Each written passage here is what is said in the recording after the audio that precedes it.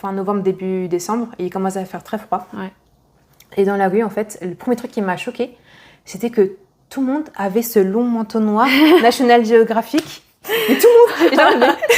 On appelle ça long padding en C'est coréen. ça, long padding. En gros, c'est un long, c'est une longue doudoune, Ouais. quoi, en fait, qui va de la tête, le capuchon jusqu'aux chevilles, quoi, quasiment. Mais en fait, c'était pas le long padding qui m'a choquée, c'est le fait que tout le monde avait ce même noir avec le logo National Geographic. Ah, c'est vrai. Et en fait, c'était justement, je crois que c'est le premier gros décalage que j'ai eu, c'était justement en Corée, c'est bien vu justement de faire un peu comme tout le monde, dans le sens vestimentaire. Enfin, justement, c'est cet esprit de cohésion, de groupe, d'appartenance. Alors qu'en France, jamais c'est clairement, avec le même. Ouais, c'est genre, ah non, mais jamais de la vie, moi je porte la même vêtement que lui, tu vois. Chacun son style, chacun sa personnalité. Exactement.